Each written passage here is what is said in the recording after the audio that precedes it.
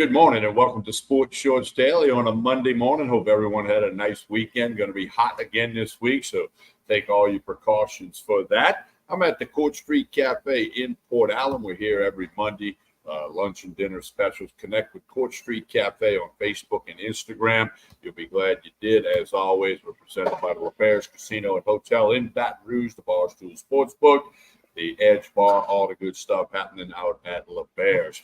Special show today. Ronnie Rants away from the microphone. We've got Raymond Parch, who's the president of the Louisiana Sports Writers Association, as well as the program director at ESPN Southwest Louisiana Radio.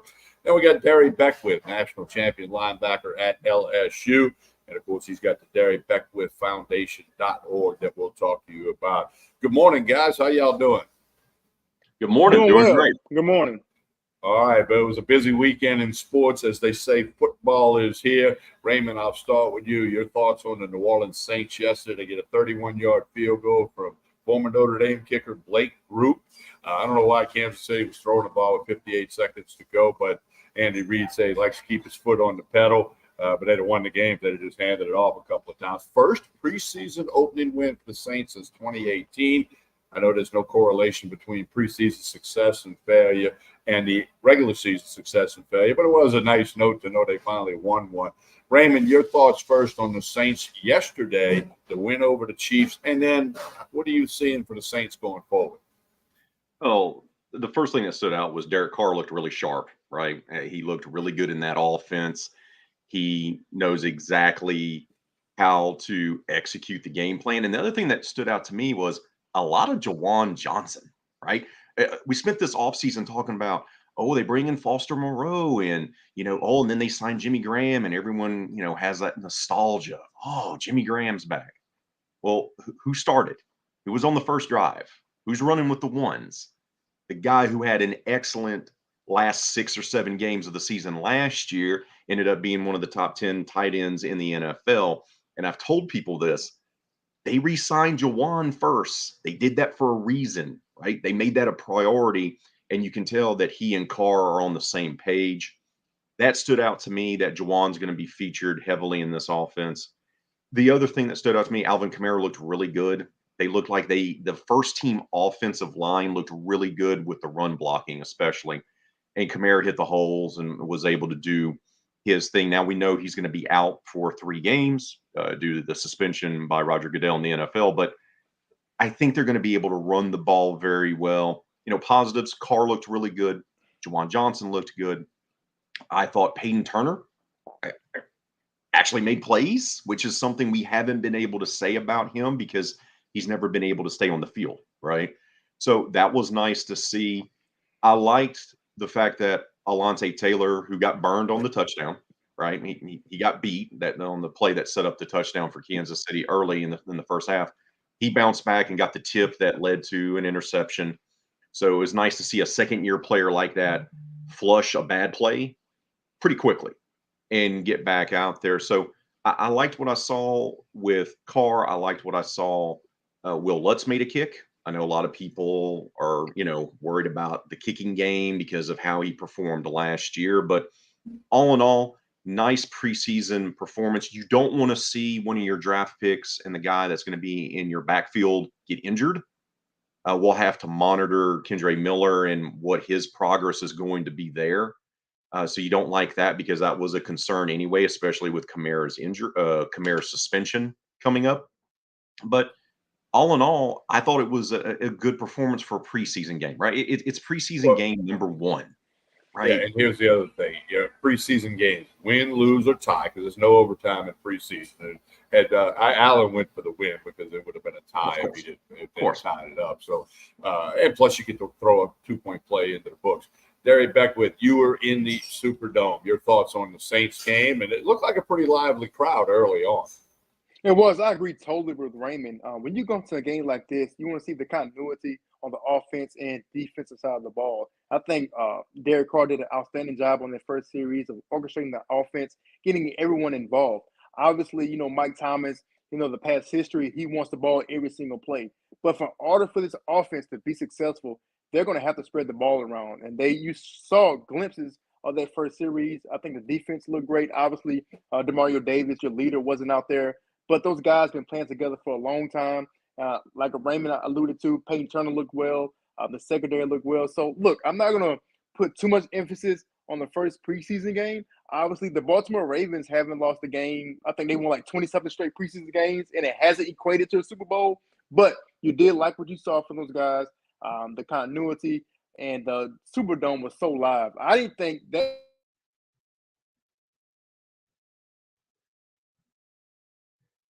Derek throws up on us there. And again, it's preseason football. I mean, it is what it is. Yeah, they want to win, but there are lots of other objectives for all teams. Now, the Saints will head out west to go practice with the LA Chargers a couple of times this week and then play them in an exhibition game next Sunday night. We'll just have to see how that goes for the Saints. Moving on, Derek Beck with the LSU Tigers. Lots of good words coming out of camp. We're seeing all the reports. We're seeing the reports from all the media covering LSU on a daily basis. I know you've been out there, Derek. Your thoughts on the LSU Tigers? I think they are poised for a great season. I'm not going to go as far as saying they will win the national championship because I think that is a game-by-game process, game-by-game step. You never want to get too ahead of yourself because the schedule is extremely tough. And I think Brian Kelly is preaching that to the players. And look, you do want to have the mindset to win the national championship, but you want to take it one practice at a time, one game at a time.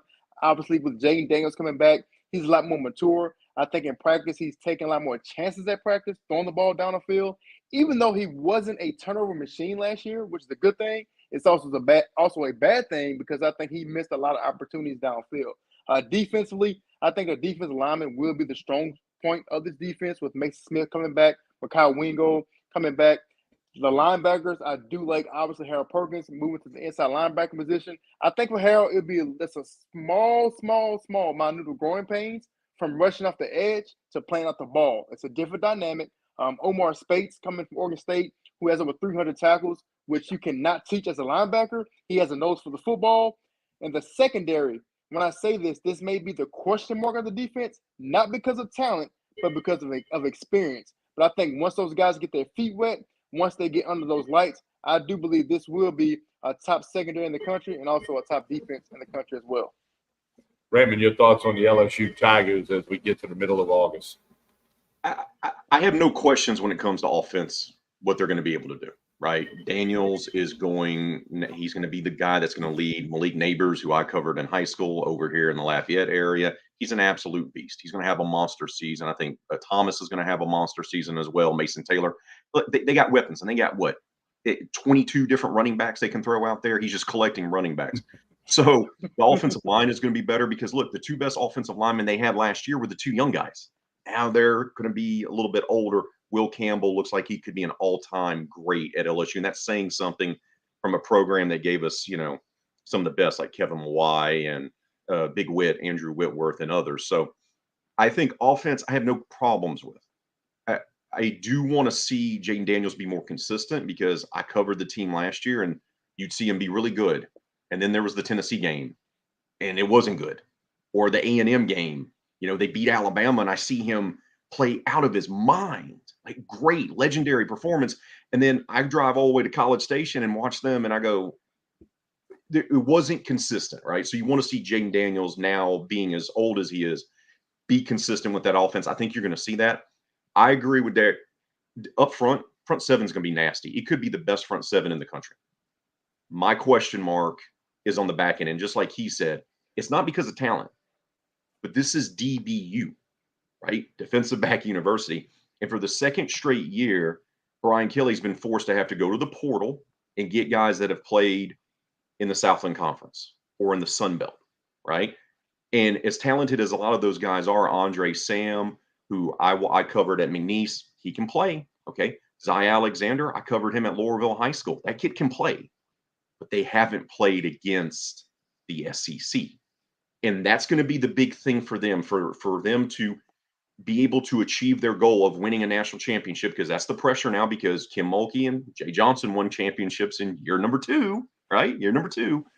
Now it's going to be the pressures on Brian Kelly. It comes down to the defensive backfield. The one thing I will say about that is this.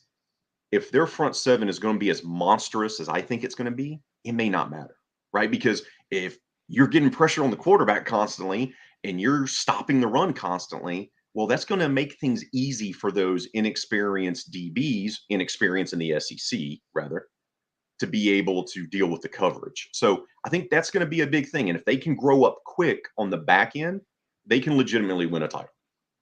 Well, Darius Raven said that front seven, the defensive line and the linebacker core, got the potential to be the best in the country. Darius, you played linebacker. If you have a front seven like that, going to Raymond's point, I mean, the secondary might not have to cover guys as long as if you didn't get pressured. You didn't have to affect the quarterback or make him move or step up or whatever. So that kind of goes hand in hand because you break down every defensive football team with the front seven and the secondary, and one's going to be stronger than the other. Rarely are they all going to be, the best in the country. So I think Raymond makes a good point. And Derry, you being a national championship linebacker, I'm sure you agree with that. Oh, absolutely. I think it starts with those 4 down linemen or 3 down linemen, whatever front that Matt House decides to use. If they can create pressure, it's not so much about getting sacks. It's about creating pressure and getting to the quarterback and making him uncomfortable and moving him from his spot. If they're able to move him from his spot, that allows the secondary to get in position and make plays on the ball. If they allow a quarterback just to sit back there and just kind of have his day like he's in the front yard as a kid just throwing the ball around, they're going to have some trouble. Especially with this first game with Florida State. Obviously, they have an experienced quarterback. They have some transfer receivers that come in. They got the kid from Michigan State, who's actually from Opelousas, Louisiana. He is an outstanding athlete. He's big and he's physical. So they're going to have to do a lot of things, a lot of slants with the D linemen. I think use Harold Perkins to his ability, blitz him up the middle. I think that's one of the key things to a defense. If you can get pressure up the middle, especially from the inside linebacker position, I think you put yourself in a great position on the back end to be successful and let these guys be athletes and ball hawks. Let's talk about Brian Kelly for a minute, Raymond. You talk about the magical two thing with Kim Mulkey and Jay Johnson, and now Brian Kelly's here too, and he did win the West last year. Here's the thing. He knows what he signed up for, okay? He knows when he accepted the job at LSU that there would be expectations and pressure. You had the miraculous season in 2019. That's not that long ago, although every day it gets a little further behind us. So I defer to Brian Kelly. I mean, he's had more time now to create the staff that he wants, put his fingerprint on the thumbprint on the program.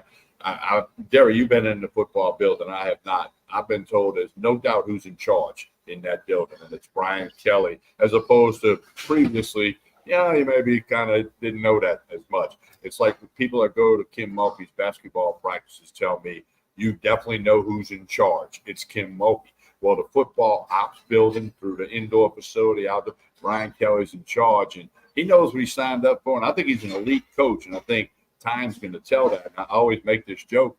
I mean, he won 40 games at Notre Dame when he had Book at quarterback. So the guy's got to be able to coach, okay? So I defer to him. I want to get each of you guys' comments just on Brian Kelly. I'll start with you, Derek.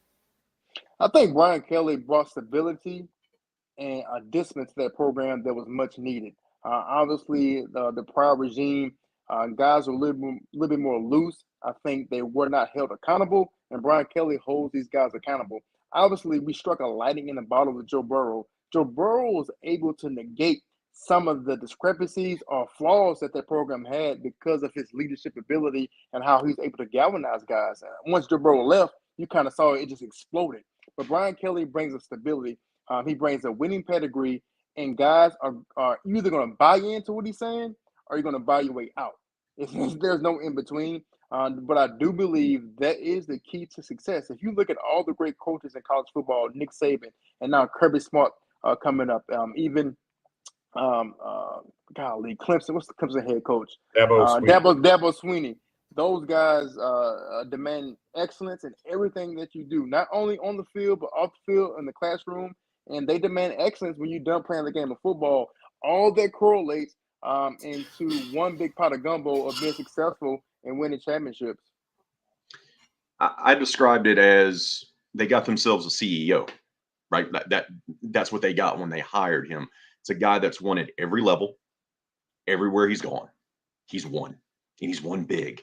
And people go, well, RP3, he didn't win a national championship at Notre Dame. Well, we can have a whole other episode about why that's almost impossible to win national championships at Notre Dame, because of the fact that they are run their program as it was 40 years ago. And it's a modern era. Like it's nearly impossible to win there. And he won there and won a lot. And I remember when he got hired and people would call my show and they're like, this guy ain't from the South. He's not going to be able to recruit down here. And I go, guys, this is a man who was able to win and recruit at Notre Dame, at Cincinnati, at any place he's ever been. And now he gets to come and he has like an unlimited supply of all the best toys in the world. And you see it. People forget he took over a program that barely had 30 scholarship players and had to take a wide receiver and convert him at quarterback just to play in the bowl game. Like, and look, Coach O was the right guy at that right time with the personnel that they had and the way he was able to recruit and the players that he had, and it was great. The problem is that they took too many victory laps, right? That's what happened. They took too many victory laps, went on the tour of, hey, we're great, and didn't remain at top of the mountain.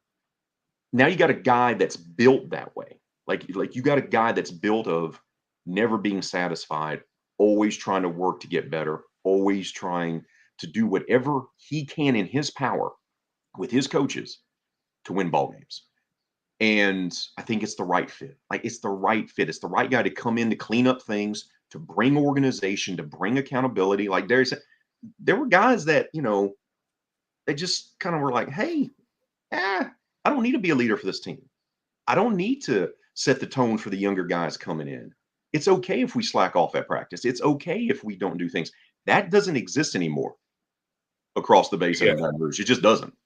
Yeah, and that's because of Brian Kelly. Again, they open Sunday night, September 3rd, 6:30 in Orlando against the Florida State Seminoles. I can make an argument that that'll be the toughest game on their schedule, but time will tell about that. Okay. Hey, Derry, as we head towards the end of this conference realignment, I don't know if we've seen it at the end of it. We're in the middle of August now. If there's going to be anything else, it could come up in the next couple of weeks because you need time for teams to switch next July 1. We know many are going to switch. Derry, I think the unanswerable question is this good for college football, college athletics, or not? Your quick thoughts on that. I think it's good from a fan's perspective because I think we're going to get to the point where you don't have to watch LSU play McNeese State or LSU play whoever. And there's no diss to those universities. But I think from a fan perspective, sports is an entertainment. Like you want to be entertained. Obviously, playing at LSU, fans, it was a little bit different when we played Florida, Georgia, or Auburn as opposed to ULL. And there's no diss to those universities. They have great programs, but you can sense the excitement is a little more intensified. So I think from a fan perspective, it's going to be great. And I do believe it's going to get to the point where it's going to be structured just like the NFL. NFL has an AFC with divisions in it, and it have an NFC with divisions in it. I think that's what you're going to see eventually in college football, where it's going to be just two big divisions with similar divisions, and they're going to have this a big playoff and let guys compete. Awesome it would be in November to have like Ohio State or Michigan come to Death Valley. Like I think that's so cool to play like on a neutral site like that. So it's good from a fan perspective as far as entertainment. Like I'm all for it. I think competition breeds greatness, and I think this is why you play big boy football. This is why you come to universities. And look, it's time to put the money on the table, which they are putting a lot of money on the table. So I think it will be a success. Raymond, your thoughts quickly on the realignment. I get that point, and I know why we're going the direction we're going. Okay, because it's all about television revenue. That's what it boils down to. I personally don't think it's a good thing that the Pac-12 is no longer going to exist. I mean, a conference that's been around for 120 plus years and has given us 13 Heisman Trophy winners, including the reigning Heisman Trophy winner, by the way. Like, that's not good for football. But I know where we're going because to his point is we're going to a point where it's going to be NFL. That's what it's going to be. Like, I can see a scenario where the top 50 or 60 college football programs just say, you know what? We're just not even going to be part of the NCAA. Like, we're going to create our own thing. We're going to have our own national championship. By the way, when you win the national championship now, it doesn't say NCAA national championship on it, right? Because it's a college football playoff. It's already been kind of trending that way. So I see where we're going. part of me is I love the history of the game, and my only thing is just I get it where it's going. It's going to become NFL 2.0. A lot of people don't want it, but that's where it's going to go. But all these teams that are moving conferences because they don't want to get left behind and they want to get that $34.5 million payday every year for television revenue. What makes you think that you're not going to get left behind in the future? Like, what makes you think if you're Illinois or if you're Arizona State or if you're Vanderbilt or anybody else, and it gets to the point where like, you know what? We really don't need y'all. Well, That's the thing. Like, once you go down that road and it becomes based solely on what is good for money, I'm telling you, I never thought I'd see the day where the Pac-12 dissolved, and yet here we are. So just, it's just worry if your team goes down, like if your team falls off, and you're Arkansas, for example, and you have about 5 or 6 years where you're struggling to be a bowl team, you could find yourself not in that club anymore. Well, time will tell on that. Follow the money. The money will dictate most of the answers going forward. Yes. Big answers, little answers, answers coming later. Follow the money, as we all know.